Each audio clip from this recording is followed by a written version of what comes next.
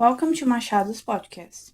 Today's episode, we're going to talk about a book that's called Shakespeare, The Invention of the Human, written by Professor Harold Bloom.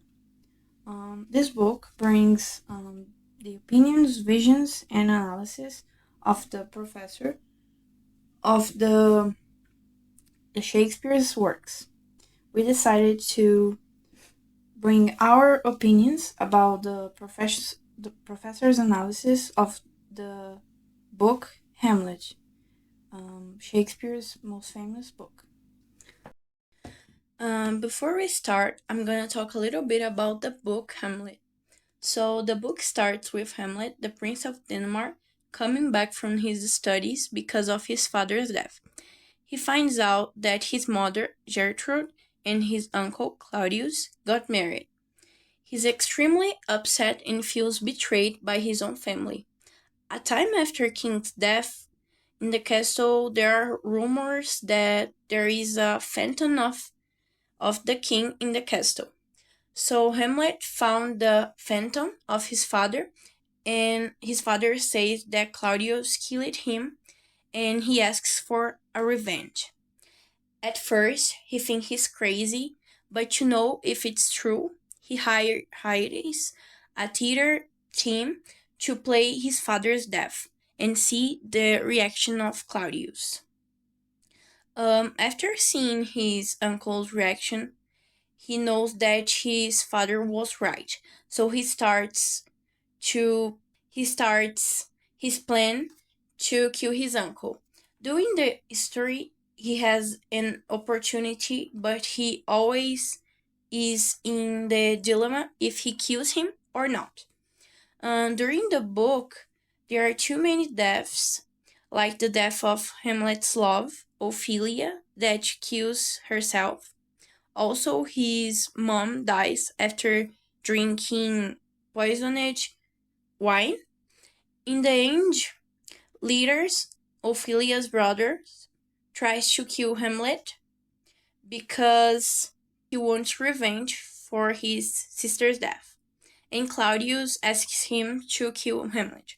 But Hamlet hurts his uncle with a poisoned sword and makes him drink the poisoned wine. He also kills Laertes, and before Hamlet's death, he says that iconic phrase, "The rest is silence." Well, we pick up three topics that Harold Bloom talks in his books. The first starts with the name of the book, Shakespeare, The Invention of the Human. Bloom says that Shakespeare not only represented but also created the human. He says that the man before Shakespeare would be a character of almost non-existent dimension. Well, William Shakespeare was an author whose stories took place in the classicism. Hamlet, along with other books of that period, was mostly known by the use of rational thoughts to explain human feelings and sentimentalism. Like Harold Bloom says in his book, Shakespeare stood out from other authors by creating a new way of representing the human emotion that affected and influenced not only the literature but also created a new perception of humanity by not only writing about the people but also their reflections about life. It also brings a dark side of humanity by showing extremely bad actions that people can take and how they can ruin their lives and how bad things come always back to you sooner or later. Well, I really agree with Bloom because I think Shakespeare innovates literature by bringing the representation of humanity, like when he found the crane of the old court jester, and we saw the iconic phrase, "to be or not to be." So during all the book, Shakespeare brings this question of thinking and wondering what's death. And Hamlet finally found out, and we know that by that other iconic phrase, rest is silence.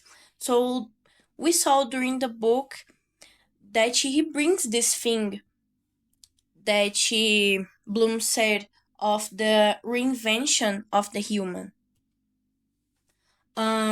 Bloom also talks about the religion analogy that she's used in the plot of King Hamlet's death.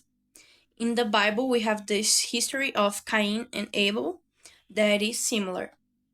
Well, one interesting history based on Hamlet and consequently based on the history of Cain and Abel is Lion's King.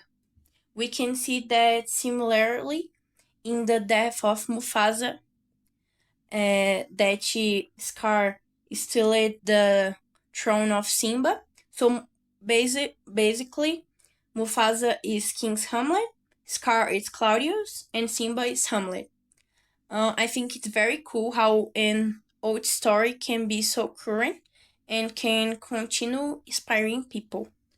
Um, like she says, the book uses the story of Cain and Abel from the Bible to create drama to the story.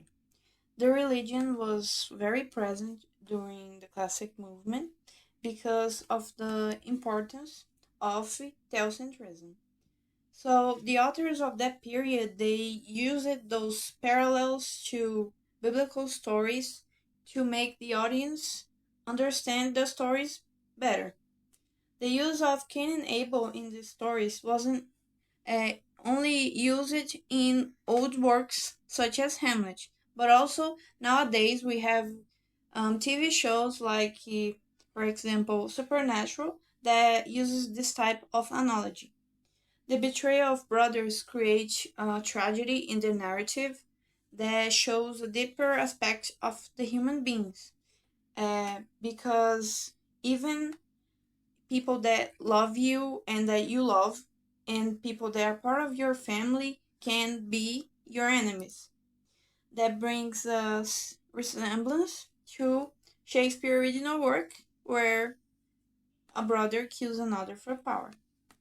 Um, the last aspect that we see in Harold's book is the fact that he thinks that the film adaptations of Hamlet don't really represent the story of the book. Well, Hamlet is one of the most known stories of all time and is always being adapted to different kinds of media, like movies or theater. Because of the complexity of this book, Bloom doesn't think that there is any adaptation that fully represents the greatness of the book. Every person that reads the book, even with very similar visions, they have a different opinion. Some adaptations might give focus to parts of the narrative that sometimes aren't seen as important to other authors, for example, which gives a project a completely different aspect. No matter how much people try to represent this story, I I don't think that they can, because the original meaning of the play belong only to Shakespeare himself.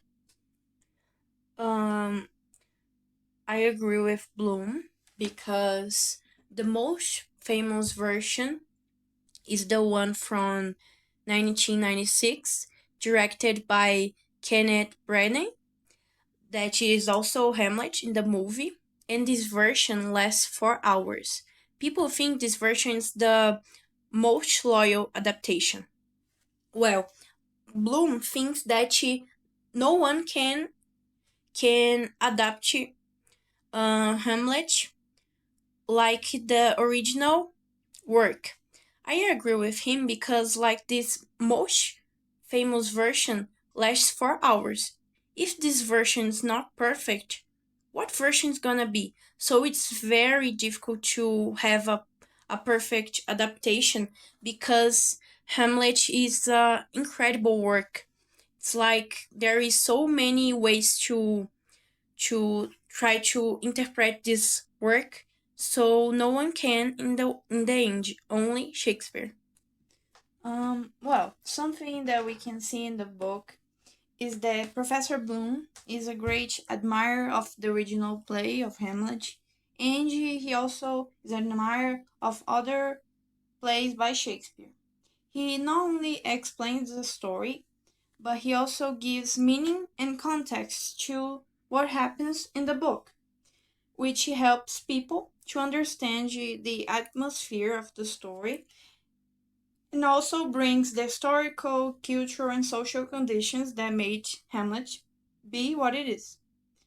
And that's it. Thanks for watching our podcast and see you next time.